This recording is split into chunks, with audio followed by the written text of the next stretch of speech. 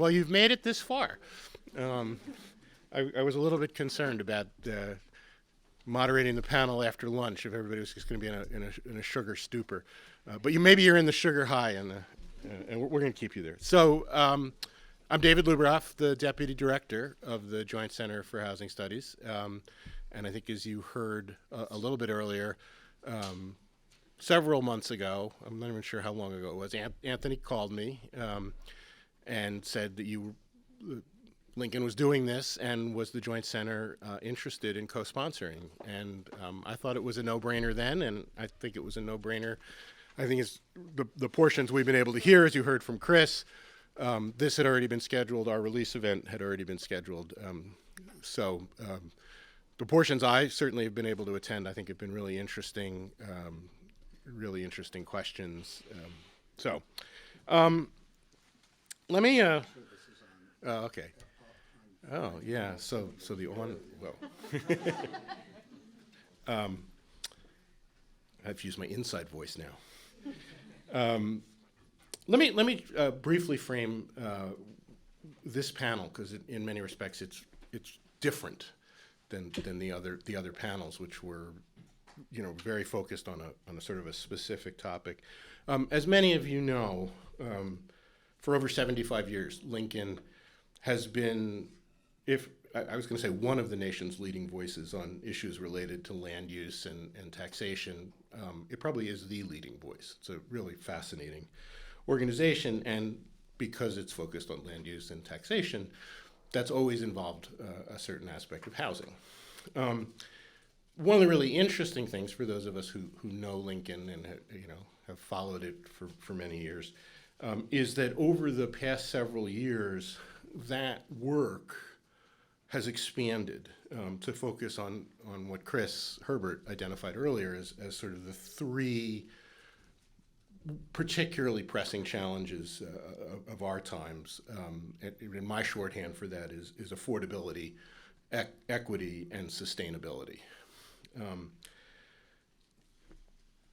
Those topics have come up in some of the previous panels, and at least one of our panelists you've even heard from earlier. But in this panel, what we wanted to do was highlight several loosely related initiatives that at Lincoln that are wrestling in real time with those three issues, and the ways that they do or don't connect. Again, I think the way Chris framed it this morning was really helpful. It's an opportunity for you to learn about the work. It's also been an opportunity, I think, for us to think more about the interconnections between some of our work, and to think about how to communicate that. And I think part of what we're doing here is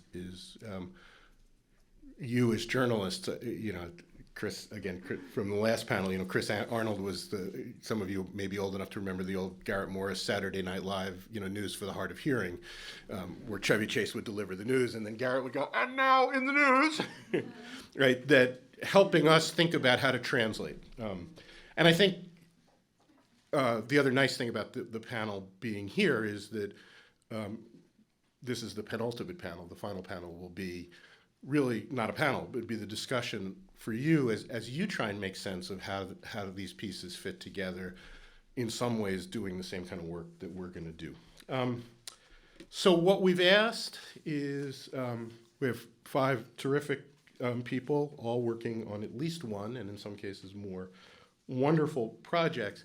And I'm going to ask each of them to briefly, and I hope brief is roughly 5 minutes or less, to talk about the work that they're doing, why it's important, what's some of the interesting insights that are emerging or have emerged, and then open it up for questions, discussion, et cetera. I'm going to start with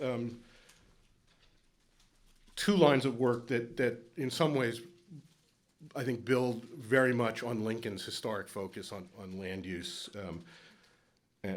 policy and taxation. So I'm going to start with and Jessie, very nicely arranged the panelists You arranged themselves. I'm sorry.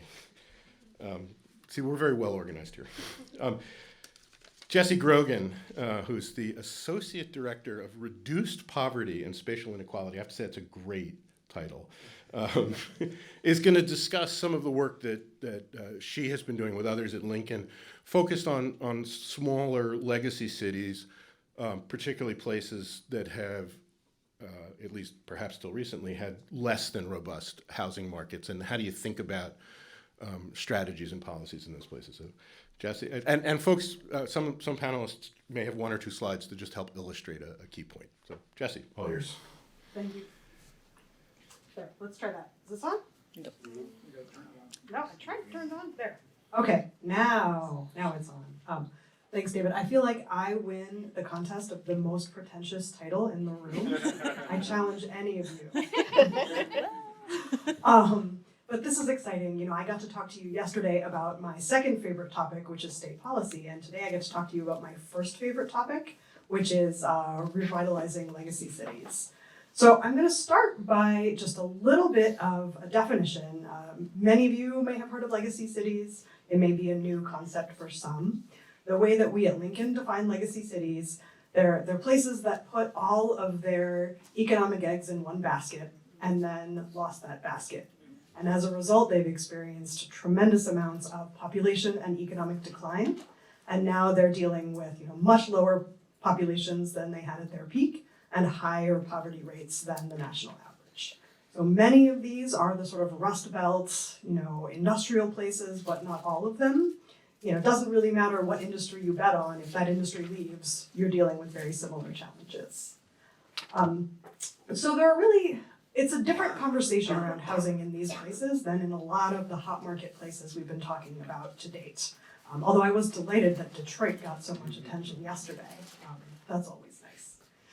So there's a two-pronged task ahead of us as we think about housing in legacy cities in particular.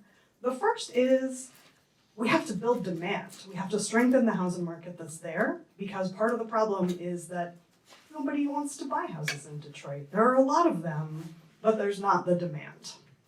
But then the second piece is making sure that we do that in a way that keeps these places from becoming victims of their own success. I think the conversation around gentrification has in some ways been given more prominence than it needs in a lot of these places, but it's a very real concern. And I think part of the excitement of these places is that there's an opportunity to think about affordability more profoundly than there is in places that are already very expensive.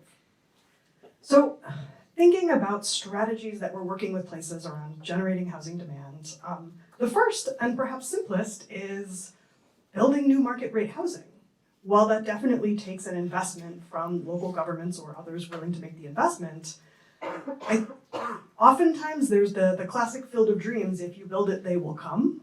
A market doesn't seem like there's a market there, but when you go and talk to the community members, they say, oh, my son would love to come back here, but there's no housing stock that he wants.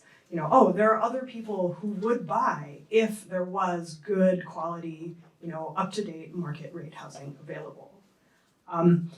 A problem that a lot of legacy cities face, though, is that the housing stock they do have is not up to date. It's old, it's not very efficient, and it's not in the style that most people want today. I got to go to Michael Jackson's childhood home in Gary, Indiana, where all of I don't even know how many Jackson children there are. All of the children were in a 900 square foot house. And that kind of 2-bedroom, 1-bath, small footprint house just is not what people want to buy now. So we've been working with leaders to help to think about how they can support programs to update existing housing to make it more appealing for people who would be looking for a house. So things like linking historic preservation to making updates, like including a half bath on the first floor, can go a long way and is not a huge cost item. Similarly, there are a lot of ways that you can think about greening and energy efficiency programs that can just help make that existing housing stock a little bit more appealing. And a little bit, I think, for the legacy cities that are in places where they're close enough to the big high-cost cities. You know, I'm looking at Baltimore, Providence, even Worcester here. A little bit the work has been done for them by the fact that those cities, the market is so, I think this is a technical term, bonkers, makes those places much more appealing, you know, regardless of the investments that are made in place. But then, as they, you know, hopefully have some momentum in their markets and some increase in people who are interested in buying market rate new units, the challenge then remains preserving affordability. And this is where I think legacy cities have a lot of opportunity, because this is a place where, I don't know if you guys remember The Simpsons, at one point Homer Simpson says, you know, beer is the cause of and solution to all of life's problems. I feel like land is that case for legacy cities. Because there is so much land in those places, that's a great opportunity for local governments to get in on the affordability question, get control of that land, capture that affordability before the prices go up and it becomes much more challenging. You know, starting a community land trust in Somerville, Massachusetts, where it costs $750,000 to build a unit, is a very different experience than starting one in Akron, Ohio, where it's much, much cheaper. So I think we really need to seize that opportunity of land to capture that affordability.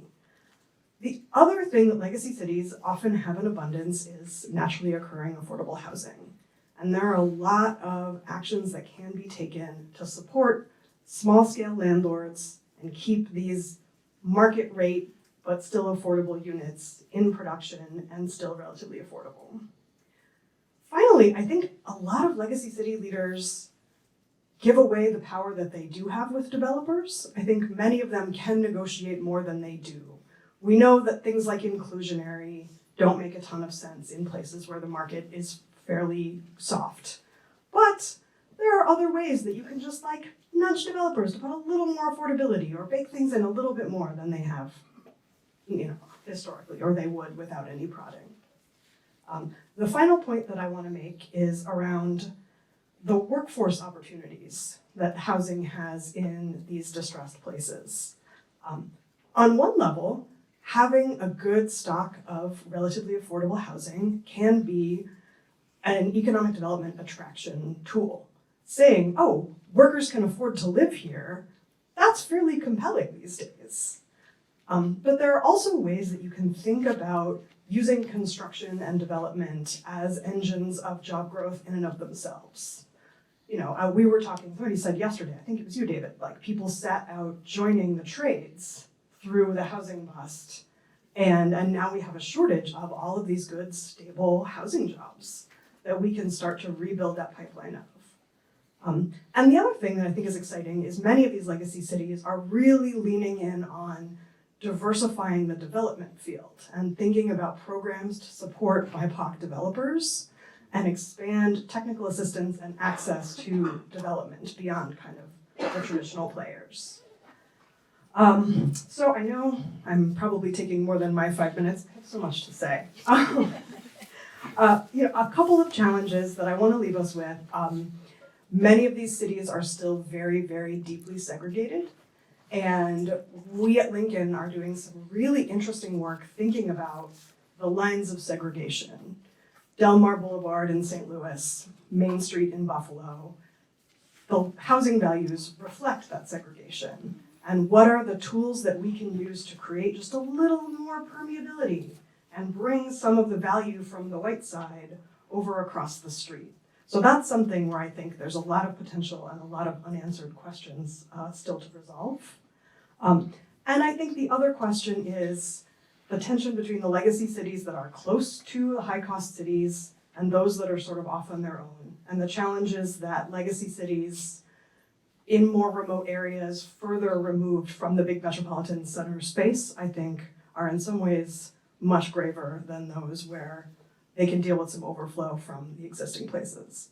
So on that, I think I'll hand it back to you.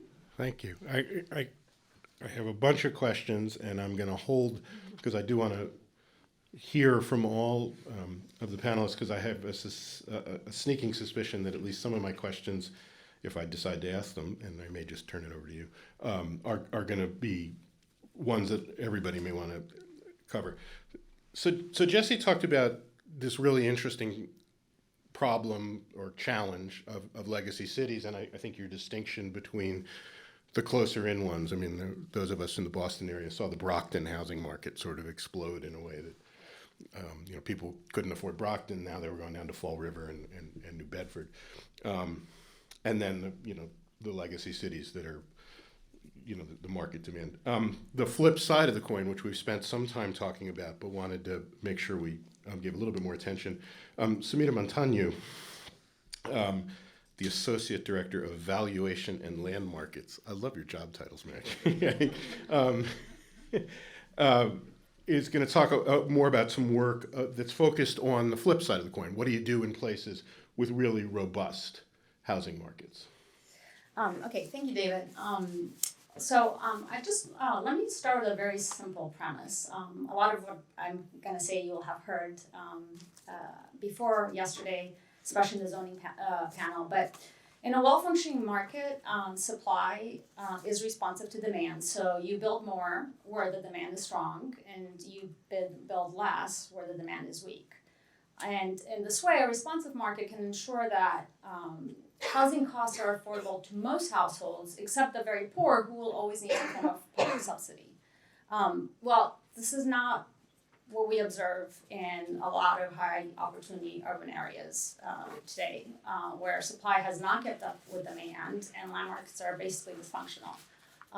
They're robust in the sense of demand, but they're quite dysfunctional. So by not building more, we have created house poor families. In the Boston area, we need to have dedicated affordable housing units for households earning between 100 and 150% of MI, and the lucky few get those because there's not many of them. So you can see how this happened, right?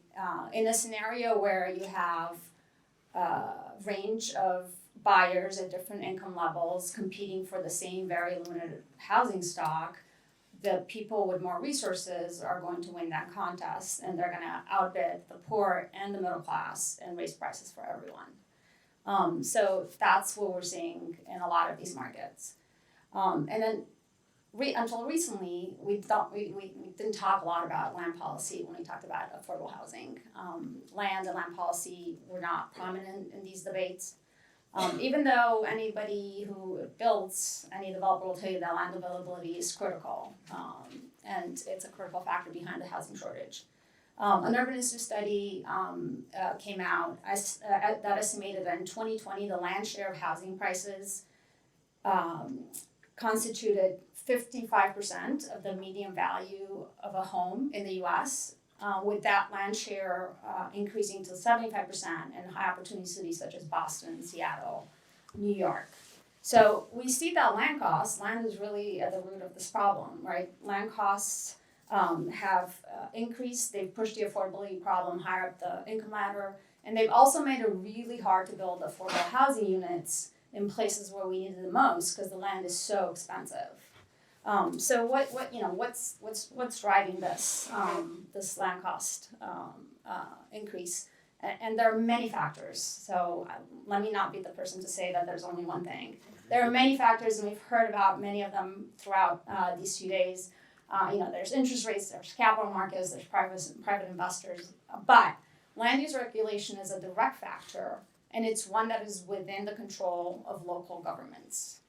And decades of research point to the fact that restrictive land use regulations have altered the supply of land available for development, essentially by reducing the intensity of development. We've designed our land policies in such a way that we are consuming large quantities of very expensive land to produce very few units of housing. And, when I'm talking about land use regulations, I'm not just talking about single-family zoning. I'm talking also about large lot zoning, about parking requirements, setbacks, height restrictions. It's more than just get rid of single-family zoning, which Jenny told us to not ever say again. So Your secret is safe with us. okay, thanks. That part was off the record. Yeah. So in the first panel yesterday, you heard from Jessie and Jenny and David about states grappling with zoning reform, and we're very excited about this this moment that we're at. What's happening in state housing policy has really special significance for us because we were founded on the premise that land is a very special resource and that the way we tax and the way we regulate land has profound implications for society, for economic growth, for social equity. And to us, the fact that states are finally starting to see the role of land in this problem, it's a problem because housing markets are creating population loss, they're wrecking economies, they're putting people at risk in terms of climate. And the fact that states are starting to see the connections between local land use regulations, housing supply, and affordability reflects an implicit recognition of the social importance and value of land. It has value beyond the local jurisdiction, beyond the person owning a parcel. So that's why we're working with Jenny Schutz to support state-level public officials who are responsible for implementing these policies, both to learn from them and to help them succeed. So in closing, I just want to be clear because we had this discussion beginning with Friday morning. We don't expect land use reform to have immediate effects on affordability. This is a long-term game. We think of land use reform as prevention. It tackles the long-term structural problem, and it won't increase the supply of housing overnight. Even after these things will be implemented, which will be a 3 to 5 year, horizon anyway, it takes time to build homes, and we're not going to solve the current housing crisis with land policy alone. For people who are struggling today, we absolutely need curative policies. We need renter and homeowners assistance programs. We need social housing. We need some way to take care of the needs today. And we need construction innovation. And Arica will talk about manufactured housing later. But better land use regulation will definitely improve the functioning of housing markets. But even well-functioning markets will not produce housing that is affordable to low-income households. And for that, the public needs to finance that. Thank you. You already started the pivot that I was about to make. Right, if we think about making more land available, and I was thinking back to a graph that Dan McHugh showed yesterday. Breaking out the inflation, the rise in house prices between the change in land prices and the change in construction prices. It's as you've heard, Lincoln longstanding focus on the land side of the equation, but one of the newer lines of work is focusing on how do we think about the cost of what it takes to put something on that site, and that leads to the work that Arica actually wears two hats as the associate director of both the Underserved Mortgage Markets Coalition, which Jim Gray spoke about, so Arica's not going to speak about that, and the Innovations in Manufactured Homes Network, I'm Home. To talk about some recent, I think, really interesting and important work about the potential of manufactured housing. I think, is that what we're still calling it? We were discussing this over lunch. To bring down the cost of once we've gotten those land use policies straight, without while still providing high quality housing. It's all yours. Can we get this? The clicker. Yeah, you just hand her the clicker. If you could, please. Here, I can click for you. Okay, thank you. There we go. Oops. Yes. Hi. Can you hear me now? Yep. Okay, great. So yes, I had a conversation with a few of you over the fact that what I'm here to talk about today is what we call manufactured housing. It is not modular. Modular, think about that in terms of little blocks that are rooms. So that is modular. If you think about panelized, think about an Oreo cookie. It's two pieces of some sort of material, wood or drywall with some insulation in between. That could be used in manufactured housing. Manufactured housing is an entire unit. Things. Oh. Yeah, I guess so. Unless you want to see what the next one is. No, we'll go back. Okay. This is an example of manufactured housing. Shocked? Yes. Right. So one of my big things for you guys as journalists that's kind of problematic is manufactured housing first and foremost faces stigma.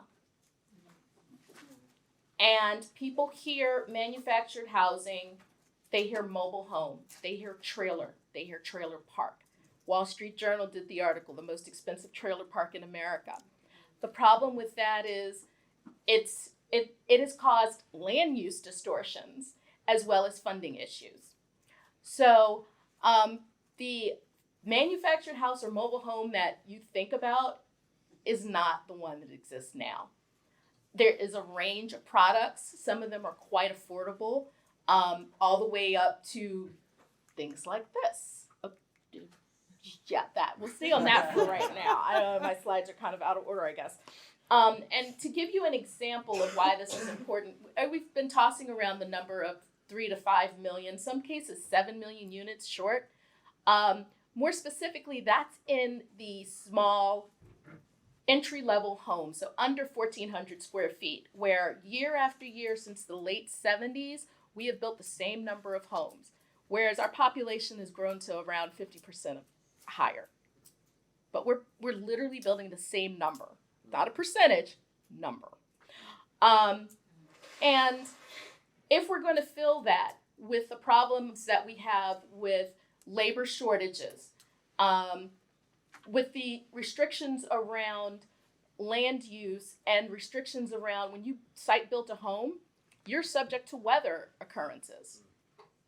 I had a builder tell me that his county only comes out on Thursdays. Every inspector for every part of his site built projects has to come out on a Thursday. If it rains, all of them, even the ones that were going to be on the inside, get rescheduled. Homes are one of the only products that we are not producing in factories. So we're not reaping the benefits that we've known about for cars or any other product. Scale. So one of the things that I wanted to highlight out of that is that the cost of a site-built home, you could do what's called a single section home, which is between 784 square feet and 1,400 square feet. So smack dab in that entry level. And this is coming, thank you, Chris, from the Joint Center. That can run about 29% cheaper or up to 35% if you're including land. Did I get that right? Got that right. All right. A home like this, which is very similar, I'll talk a little bit later about this. This is the cross mod homes. They can be, just for the building, 50% cheaper, or with land up to 73% cheaper than a site-built home. Because also, if you're thinking about construction, time is money. So every time that they have to postpone something, every time the windows don't come in, but the paint is there, you can't put plumbing in without being able to close up the building envelope. All of those things cost money. And you don't have that issue. But if they're so affordable, and we've actually done this before where we've relied on manufactured housing, what's the hang up now? Goes back to a little bit of what I said with stigma. One of the issues there, land use, as Semida talked about. We recently did a paper through Dr. Mendelker. We published it in February looking at some of the issues around land use. And I say land use because it's not just the zoning residential single family. I would argue that manufactured housing faces more barriers in land use than multifamily. Because in many cases, it's just banned. It's outright, you can't have it. West Virginia, any municipal area cannot have a single section which fits ideally on a city lot, cannot have a single section manufactured house. Other issues that they face is minimum lot sizes. One state, because the state said you can't ban manufactured housing, they said, okay, well, we'll just put minimum lot sizes in. How about 10 acres? Well, that takes away, I don't care how cheap the land is in your state. At that point, your manufactured house is not going to be probably worth it.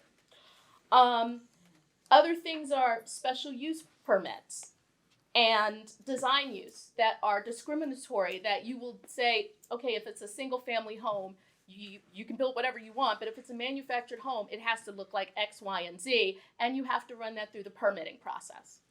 So all of these things, when I hear from officials who are like, we really want to look at bringing manufactured housing in, and that I really do have to say, is it allowed? Because if it's not, it's kind of a moot point. You got to get to that point first. The next thing that I'd like to talk about is that manufactured housing, why I also don't like mobile home, it's not mobile. Okay, you can move it maybe if it's young enough and in good enough shape, but you're still going to pay anywhere from $14,000 to $20,000 to move it. That's a lot of money. But then that also turns you to parks, because while most manufactured housing is in rural areas as terms of the units, manufactured housing communities were in rural areas 70 years ago. They're now in a lot of cases in prime real estate areas, inner ring suburbs, cities, and it's making them right for investors. And we always talk about the John Oliver piece he did some years ago, and there was a film that Lincoln worked with, A Home of Their Own, where there are parks where they're facing up to 300% increases on their ground rents. And unlike a regular lease apartment, many of these folks are on month-to-month leases. So one of the things that Lincoln is working on is going to work with the GSEs and others to look at putting in tenant site lease protections. And starting at just, could you give them a 12-month lease? Let's start there. To address the investor issue, one of the things, we work with a group called Rock USA. Anybody familiar with Rock USA? I think it was Dan or someone earlier who talked about resident-owned communities. We work really closely with them. They do financing, they do technical assistance to help residents purchase their own communities. And what we found is that those communities tend to appreciate better in value. They're much better taken care of because they own it.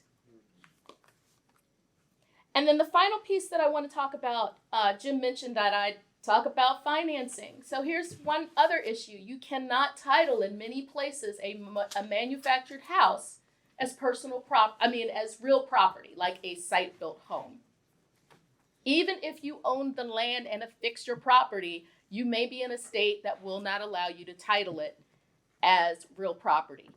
What does that mean? It means it gets treated in most cases like personal property, a car, a boat.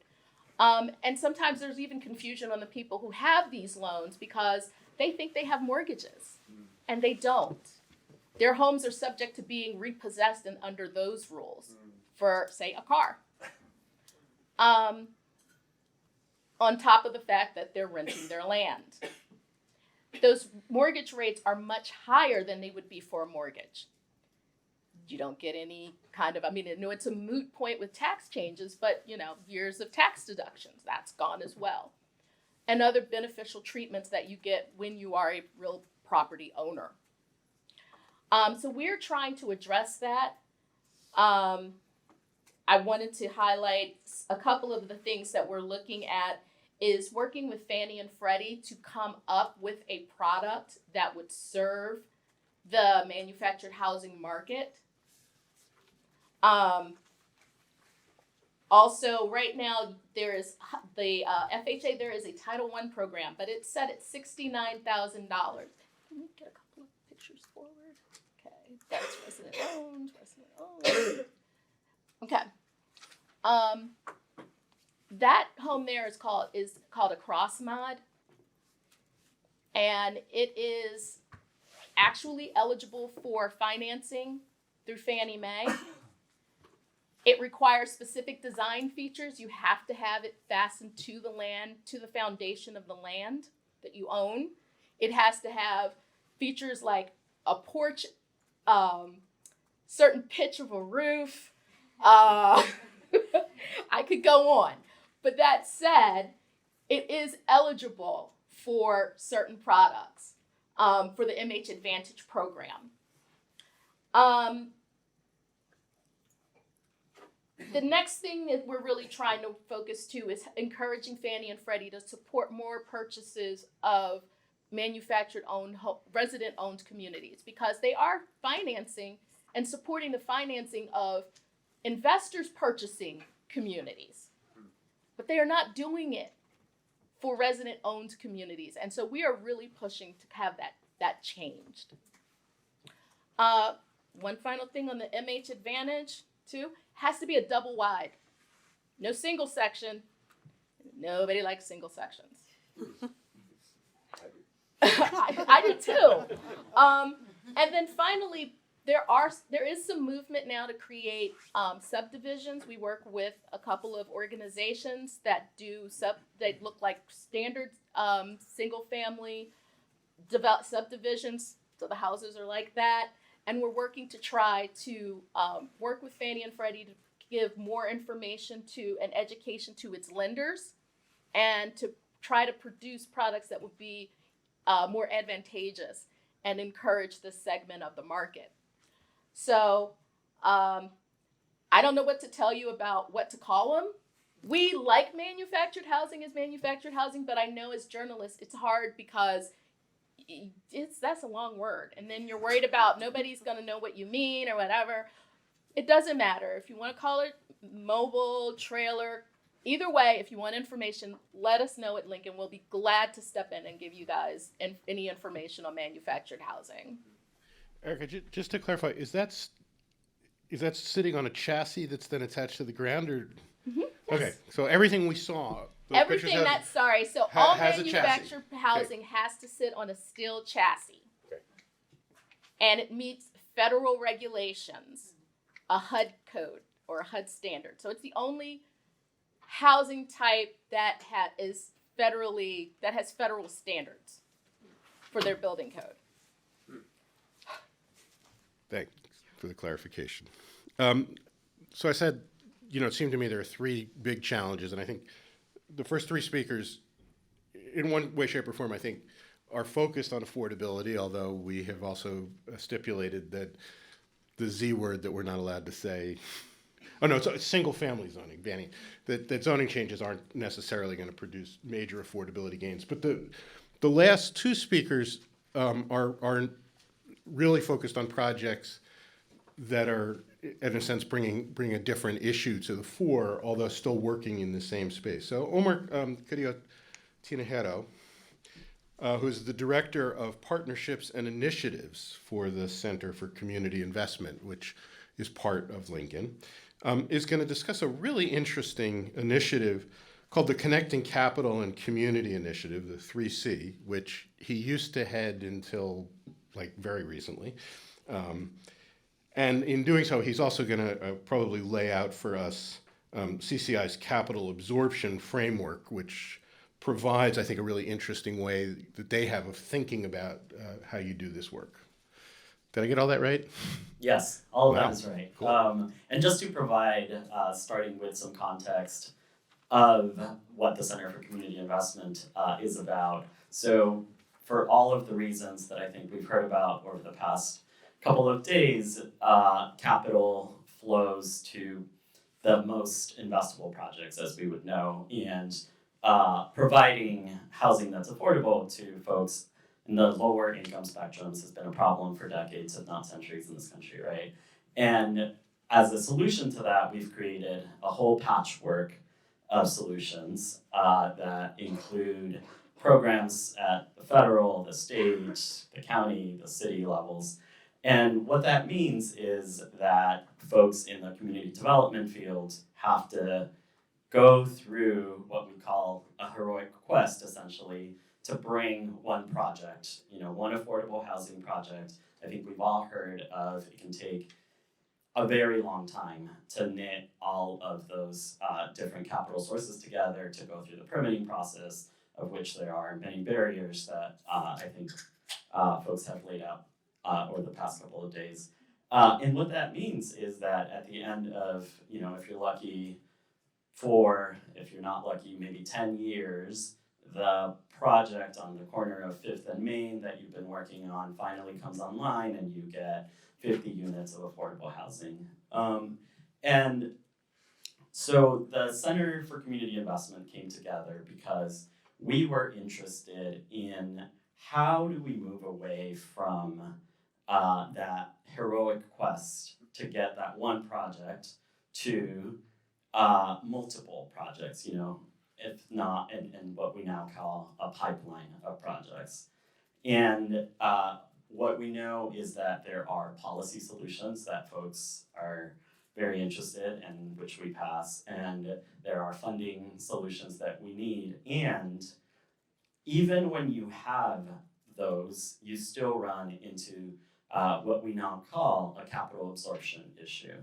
And the idea of capital absorption is that even when there are sources of funding and you're able to cobble together maybe cheap debt to make projects pencil, it's not like a community, especially a community that has been historically disinvested for decades, has 15 projects that can absorb the capital, and that can absorb the capital in a way that can deploy it to projects that actually meet their priorities, right? And whether those priorities are homeownership or housing for folks on the much lower ends of the income spectrums, 30% or below, it's still a challenge. And so we developed this capital absorption framework, which on its face is a pretty simple framework. It has 3 components.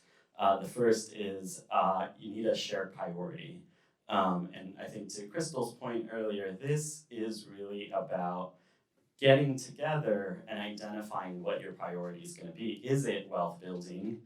And are you going to bring all the resources and the expertise and the folks in your ecosystem around wealth building in your community? Or is it about community stability or a number of things? And we use this framework outside of housing, but I'll keep the examples to housing for today's purposes. And then the next function of capital absorption, which really is at the heart of it, is what is the pipeline of projects that's actually going to help you meet that shared priority.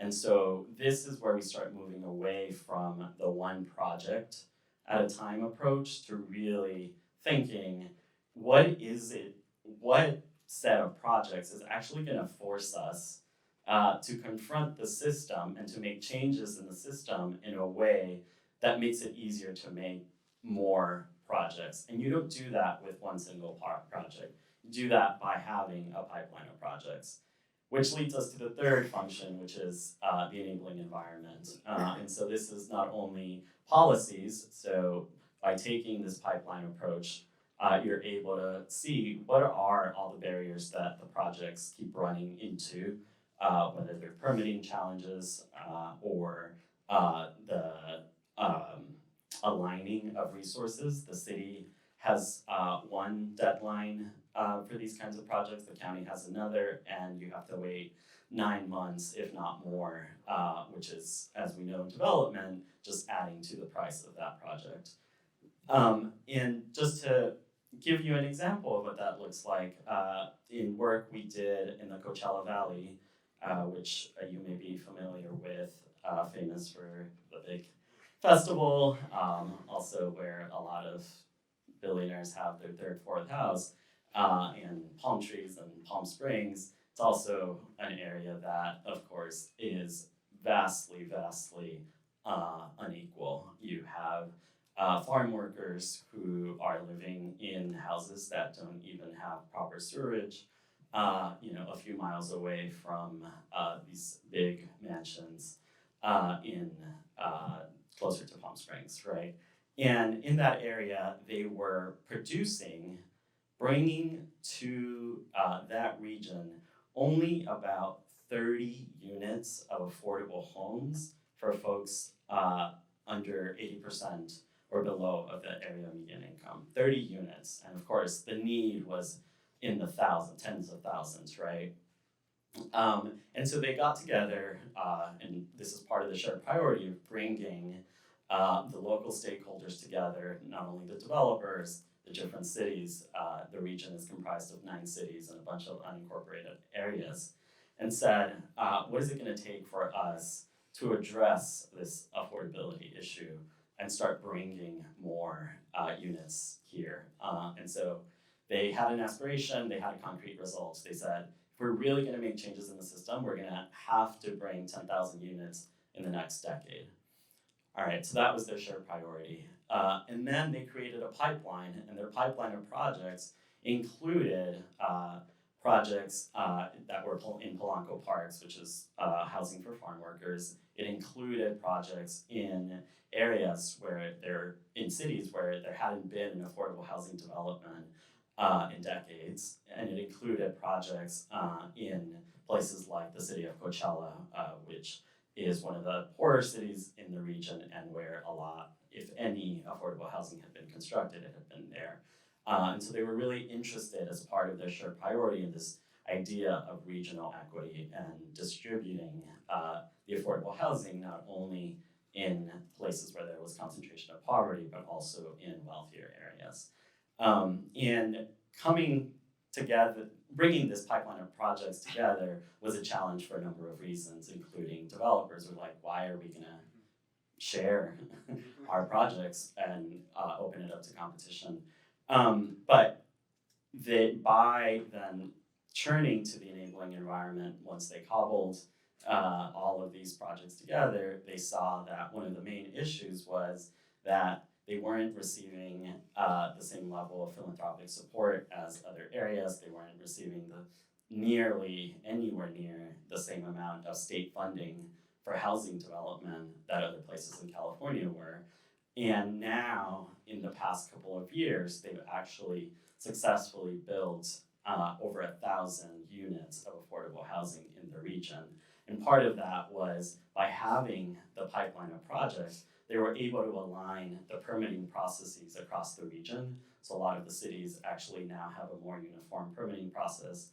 And they were able to get the state of California to allocate 15 million direct allocation to that region to fund this pipeline of projects. And so part of the capital absorption idea is that a lot of times we're just thinking about the supply issue, the supply of capital issue in particular, but also thinking about the supply of projects, the demand side for that capital, and putting a lot of effort and energy into aligning that can yield a lot in terms of both production and preservation. So I'll stop there. Wow. Hold that thought. Our last speaker, Amy Cotter, who has the very simple title of Director of Climate Strategies. You really need a more complicated title. Initially, it was maybe 10 words long. Okay, good. It's late. We're having fun. No, I was just thinking that Amy, in a sense, Amy's work is linked to Omar's work in the sense that it's also thinking about house. There is the house, the dwelling unit, but then there's also the place. We all live in a house, and all of our houses are in places, and it states the obvious, but it's also, sometimes in our discussions, I think we forget that. At least we at the Joint Center, because we just measure housing units, right? Amy's work is focusing, or the work that she's going to discuss here, I think on a really interesting problem, which is that, as we know, a lot of the low-income communities, a lot of the BIPOC communities are places that, typically have not received a lot of the same public amenities that other folks have gotten, and that has, significant impacts in terms of particularly as climate change gets worse. We're starting to address that, and then the question is, if we make the neighborhood nicer, whose neighborhood is it going to be? So how do we make sure that those investments, I think I have this right, Amy, benefit the folks in the communities that historically didn't get those investments? Yeah, you got it. Investments for whom, right? Improving the neighborhood for whom? I will back up just a little bit though, and join the chorus thanking Chris for the way he framed today's session. I heard climate change maybe 3 times previously in this 2 days, but whether we talk about it or not, climate In the change. end of the microphone. There you go. It's either too close or it's too far. Whether we talk about it or not, climate change is the backdrop. It's the context within which we're doing all of the work we've been discussing and more. And we've just had the hottest year on record. We have an increasing number of Category 5 storms to the extent that I kind of keep waiting for them to announce a change in the scale. I don't know whether we have Category 6 storms ahead of us, but it sort of seems like the scale is growing insufficient. It'll be like the 11 in You know, where are they going to go, right? Maybe it's like, I was just reading this morning, the USDA just modified again the plant zones. And so it's a real visual indication of how our species are shifting with a changing climate. And you know, whether you are working in a place where you can talk about climate change as an agent of change or not, you know, these are extreme weather events and trends that we can see in the data around us. Extreme weather events that we would be wise to consider as a trend that is going to continue into the future. It would be wise for us to anticipate that those trends are going to affect our ability to construct and preserve housing of any nature, let alone that which is affordable. It's also very apparent that climate change multiplies and exacerbates vulnerabilities that exist in society for a variety of reasons. And the typical person who lacks good housing options may come with a number of those vulnerabilities. But they also tend to live in places that have more modest and perhaps substandard housing options, places that are located in sections of town that are more prone to flooding or to wildfire or to whatever risk is becoming more exacerbated by climate change. Thank you, dear.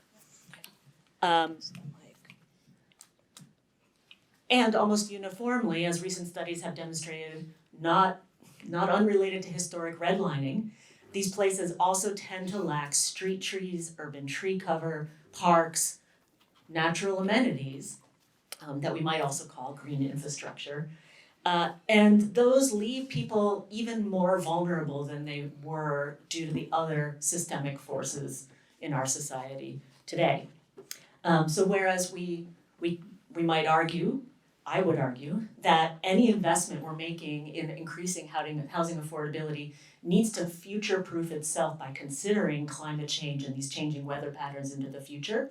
It may be an ornament on the tree, but in some locations, those ornaments are the difference between a really short-term investment that, you know, endures scarcely beyond the payback period, or an investment that's going to endure for quite some time.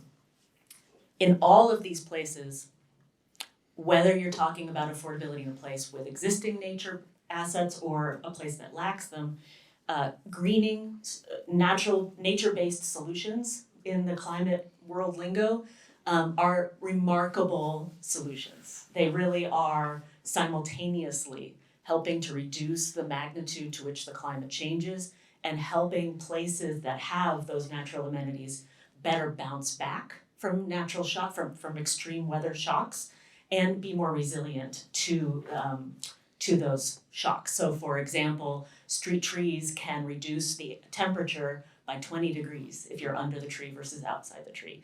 And in an urban neighborhood already hotter because of urban geometry and all those air conditioners taking heat from inside the building to the outside of the building, urban heat island creates places that are 8 to 10 degrees hotter than the surrounding area. So if you're somebody who lives in a place without street trees in a city that has urban heat island effect, you're really suffering.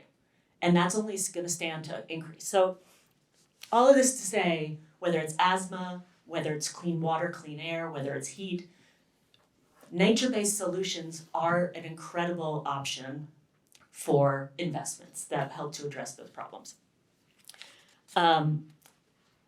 However, we also see that places with that kind of natural amenity are more desirable.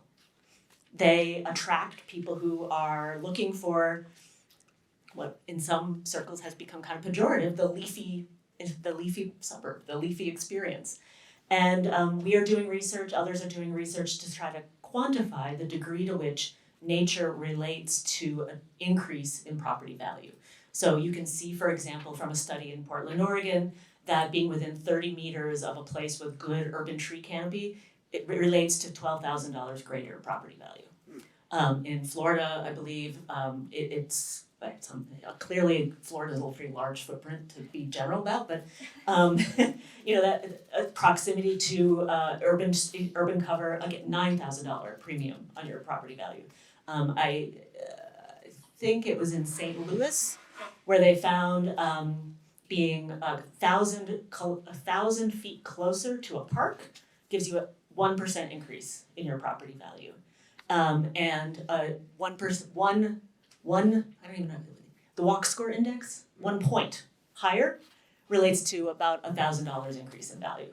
So all of these are quantifiable, very context sensitive, but quantifiable ways in which those urban greening amenities that we need to address climate change and help people be resilient in the face of it, those are also raising prices in a fashion that could price out the very populations that we are most concerned about.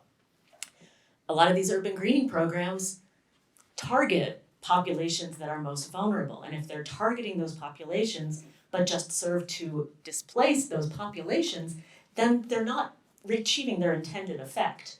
And we are just, kind of have this mental image of populations kind of migrating around the country, seeking an affordable place to live and being chased out by the very investments that are supposed to try to improve their lives. Another problem with this dynamic is that people are very smart. They see the relationship between greening investments and displacement. And so they oppose the greening investment, right? And so you get article, headline after headline. You might have heard of the white stripe of gentrification. It's a bike lane, right? And so how do we, so we're, even if you're mostly concerned about addressing climate change through nature-based solutions, we are going to have a lesser effect using nature-based solutions if we don't address and moderate the real valid concerns of populations that see the displacement effect those investments can have. So, for me, it's actually quite simple what we do. We understand that greening has a displacement potential. And so when we contemplate greening, we build in anti-displacement measures. They are part and parcel of the same initiative. And you've got some places that are starting to see that essential nexus and build it into grant programs. I think it's LA County has a program where you get extra bonus points if your greening proposal is accompanied by anti-displacement measures. So we need to see more public competitions that ask for that. But we at the Lincoln Institute are trying to support really a number of our goals by finding models of good practice and building the body of evidence about the relationship between greening measures and property change so that there's really no excuse for failing to anticipate that. Thank you. Thank you. This is a point where the moderator would usually ask a bunch of questions, but why should I ask questions in a room full of experts at asking questions? Now, seriously, I do have questions, and so if it gets blank, but, and we have a mic runner? No mic runner. Yeah, because all the mics are up there. Okay. So just identify Well, no, yourself. we can, I think, do you know how to share? Also, for this stage, if you could still just keep identifying yourself. Just a quick follow on to that last thing. It's just like, I'm just curious what like the classic playbook, I guess, is of. You have to actually turn on and talk into the mic. Just what's the short list of anti-displacement measures? Like, what's the playbook for that? Jessie mentioned a lot of them when she's talking about ways to preserve affordability in legacy cities where they need to improve their place without becoming victims of their own success. So it's everything from ensuring homeownership opportunities exist for longtime residents, maybe putting in place rental stabilization programs that can ensure renters don't get displaced, supporting small locally owned business programs that pay good wages so that people can not only retain their business and their livelihood in a place, but the wages to afford to live there. There's a whole set of emerging strategies called parks-related anti-displacement strategies, or PRADs. And Please, nobody publish that. Let's squash that. I didn't lead with it. Can I answer?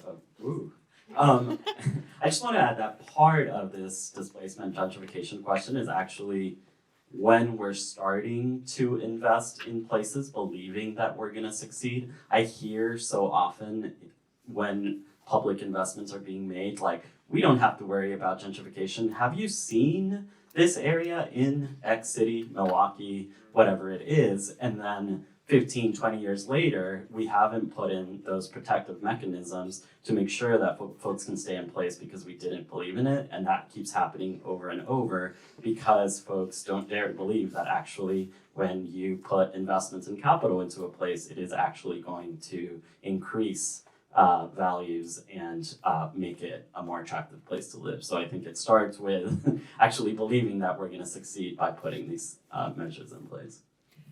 If I may add just one final piece to the conversation, I think for all of this work, leading with the residents of the places you're trying to serve and making sure that they are the ones driving the conversation. I think cultural displacement is another factor that's very important, and part of how we keep people feeling like their place is their place is by having them lead the conversation about what the park and the green space looks like. Is it a garden? Is it recreational space, etc.? Leading with the community wishes is a big part of this as well. I'm going to just play devil's advocate here for 1 second. Communities are going to change. People are, right? So how do you think about, and often that involves the movement in of a new demographic, right? So, those of us who know and love the history of Boston can sort of walk you through waves of changes in neighborhoods. So how do you think about a nature and pace of change that you do think is tolerable? Or are places, are we saying, this place is a this and it should never be something else? No, I think anyone who wants to put their neighborhood in amber and preserve it forever, if you look at this neighborhood in Cambridge, that's what you end up with. I think... and Mac never gets to build that second office building. Anything, not right. I think you're absolutely right that places are inherently dynamic, and really what we want is a mix of types of places and an opportunity for people to find a home in a neighborhood, whether they be renters or homeowners or young families or retiring seniors. And so for me, it's a question of just sort of making sure that you have that diversity of options available so that no one feels like they're closed out from having a home there. And I would add in there the understanding that there is just a general lack of trust. There are communities that, if you look at the African American community, that they went through the Great Migration to the north, and then they got moved again in the post-World War I period. Then they got moved again for social reasons the next time. And then Hope 6 came in and got moved again. The planning community, we get yelled at a lot, but we kind of deserve it. And two, it's going to take time to build trust. It's not an overnight thing. And one of the saddest things that I have heard recently was a planner from a city that shall not be named, but he summed up for a lot of planners what they felt. And that is, don't even come talk to me about fixing my sidewalk, because I know what that means. We have to address how people feel about their communities, and we have to talk to them. And what we might, through the lens of our own experience, see as blight or whatever word you want to use, they may not. Listen to them. We have to learn to listen to them, and we have to start thinking outside of the way that we as Americans have been thinking about what is good and what is bad and where those people are. And that gets to any of these conversations. And then,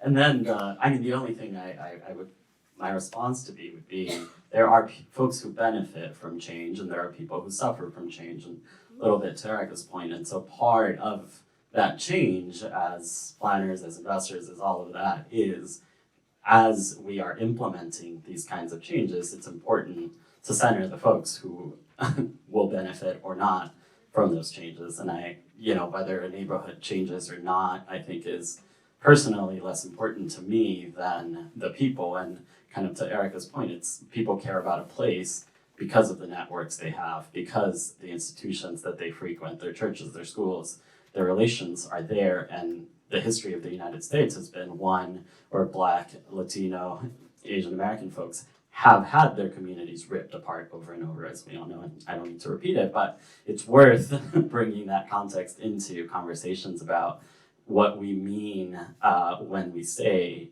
a community is going to change. Like we know that, we see it, and my community, I can say that, has been at the loser end of that change over and over again. This is really, really important, Eric. I was particularly struck, and I think anybody who's spent time planning that I was thinking of the famous Faulkner quote. The past is never dead; it's not even past. That the historic traumas in communities live on in ways that are just hugely powerful. We probably have time for a couple more questions. Sophie? I have a climate question. So I live in New Orleans, so we've obviously got some of that going on. And one of the big priorities is retrofitting existing housing so that, it's storm-proof and insulated and people can keep living in it. And I'm wondering, it's such an expensive proposition in a place like New Orleans where so many different properties need that on a really large scale.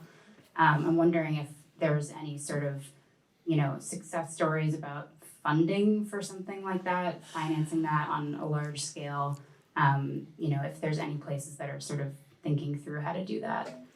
It's the challenge that every place is thinking through. And certainly the Biden administration has made an unprecedented investment in making that kind of retrofit more possible.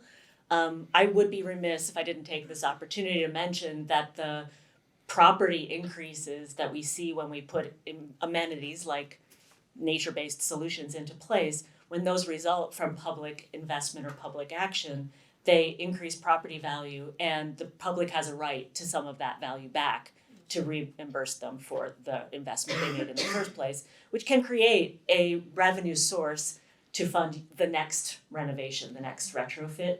So we're very excited about the very value increases that we also see as potentially dangerous, because we see that as potential additional revenue source. And I also think that very expensive has to be contextualized. And so it may be very expensive to retrofit a suite of homes, but that might on aggregate be a lower cost than doing the cleanup after the flood, or dealing with the asthma rates that yield a population that's out of work a significant amount of time. I would add into that, Congress passed the PRICE Act. It's $225 million for community. It's a grant matching grant for communities to apply to HUD. It's not yet, the full terms have not been released yet, but it is for the repair, upkeep, and in some cases replacement of manufactured housing units, or for manufactured housing communities, many of which, like I said, they're 50, 60, 70 years old, so they've got significant infrastructure needs for water, sewage, electrical upgrades. So that money is out there, and there's talk of, it's a 5-year grant process, so we're pretty happy about that. I'd be remiss if I didn't note that the broader issue of the changes to the existing housing stock, particularly if you think about decarbonization, a major focus of several of the big bills that somehow or another got passed in the last year or two.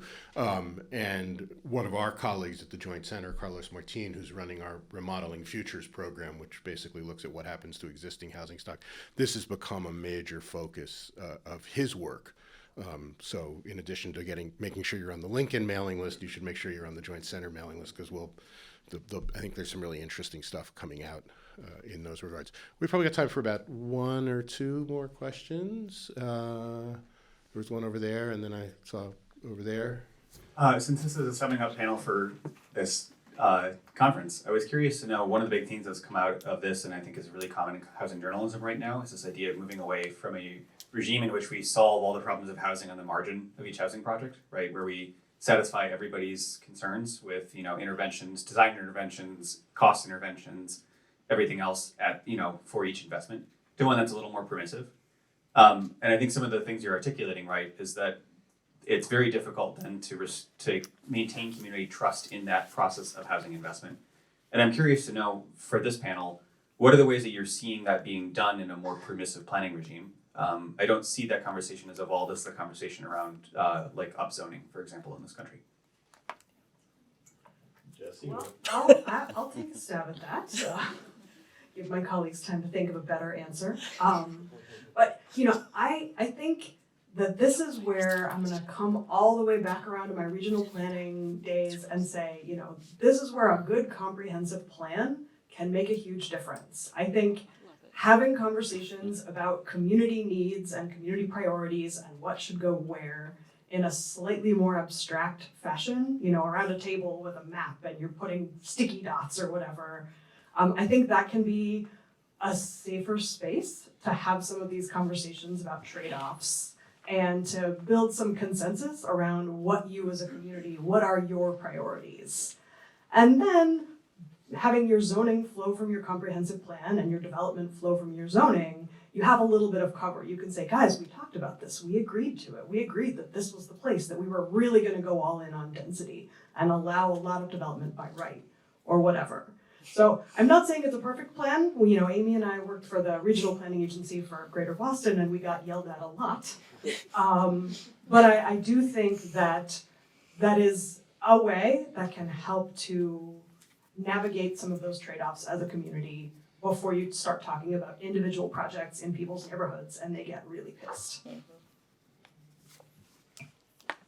I think I don't disagree with Jessie, and I would say that I'm a planner too, and we do have a history of having a lot of plans that don't get implemented, right?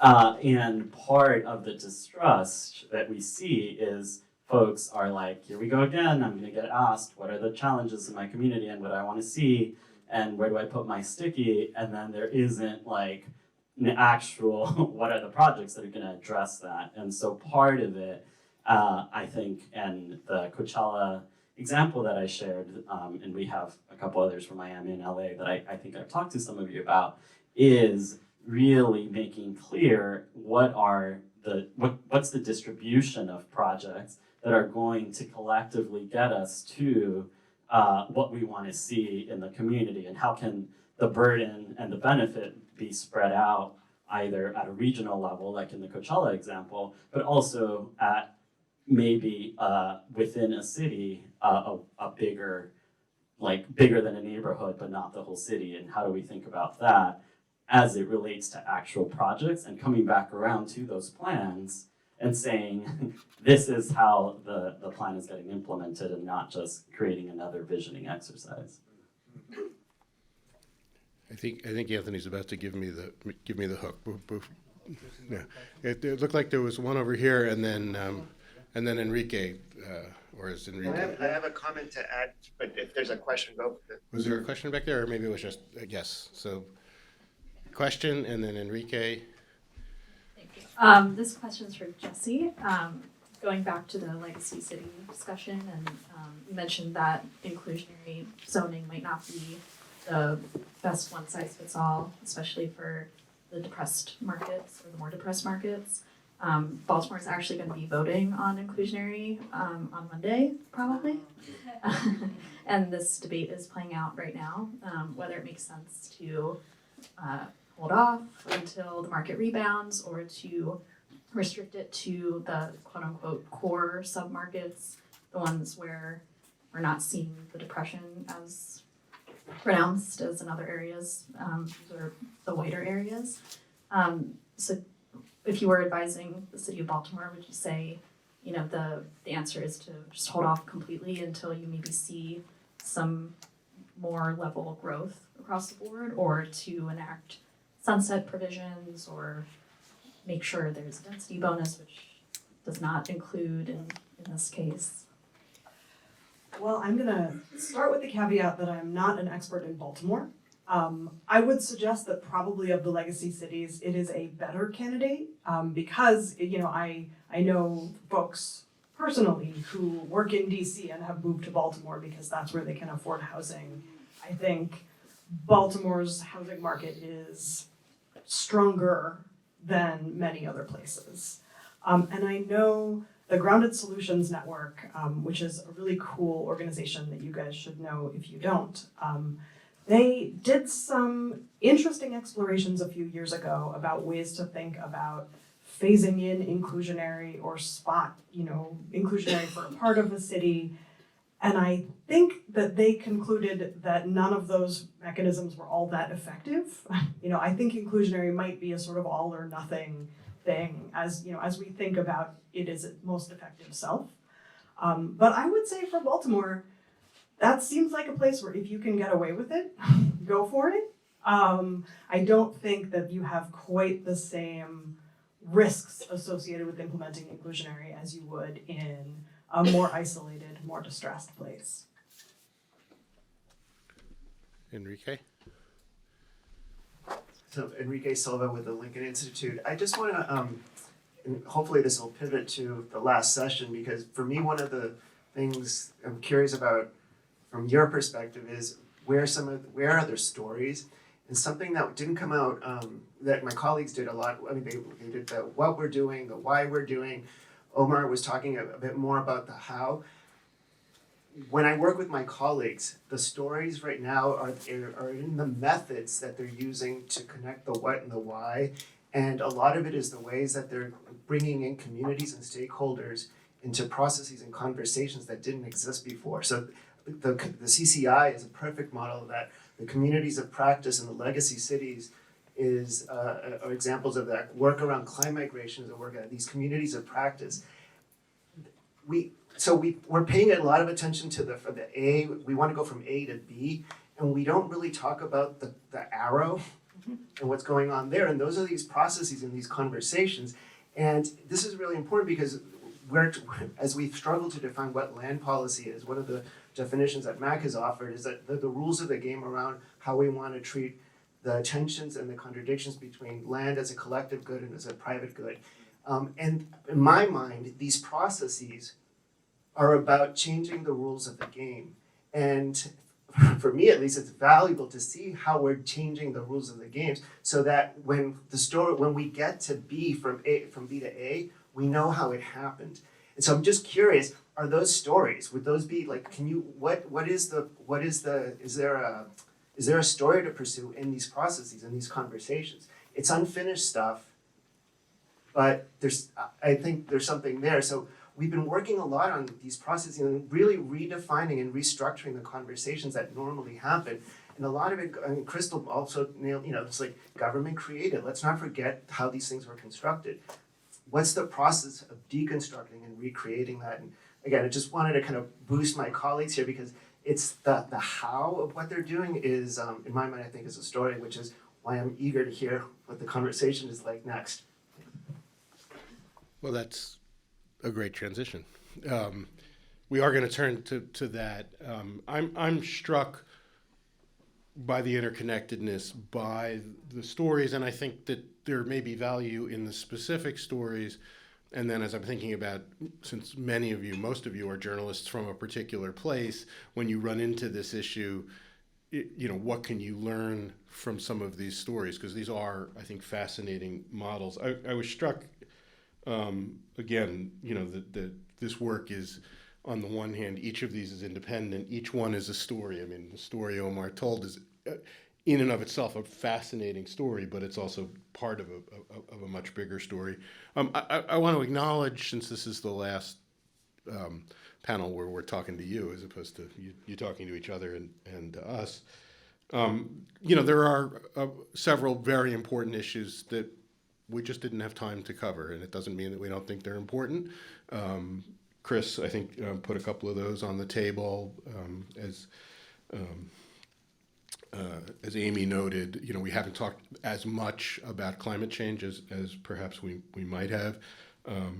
Clearly, for a lot of you, are in communities where homelessness and the ways it's in fact the ways it's affecting the people experiencing homelessness, the ways it's affecting communities, the ways it's influencing civic discourse. I'd be remiss as somebody from the Joint Center if I didn't talk about, there's what's going on just demographically and the implications that has in terms of housing, in terms of what our houses are going to look like. We talked about decarbonization. We could go on and on. And then the last thing, and something that actually gives, so it's really easy to have listened to these conversations for 2 days, and those of us, all of us who do this work in the field, to feel somewhat overwhelmed and to become very cynical. And I'm always amazed, journalism, at one level, you're supposed to be a cynic. It's, I've often, as someone who was once a journalist, it's like, I know you're doing something wrong, I just haven't figured out what it is yet, right? And at the same time, listening to you, listening to my colleagues, I'm really, the fact that we believe these are important issues, the fact that we know they're hard, and that we keep working at them. I would encourage you, I used to say to my students, cynicism is easy, but in the end it's unrewarding. You just wind up as an embittered cynic. I encourage all of you to continue to be skeptical optimists.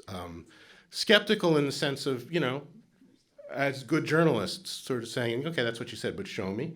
But optimists in the sense of, how are we going to deal with this? That's a really hard place to be, but I think in the long run, it's a lot more rewarding. So I'm really interested to hear the next panel of what as you begin to process everything that's sort of come at you in the last day and a half. And I want to thank you for your attention, and I especially want to thank my just amazing colleagues for doing some terrific work. Join me in thanking you.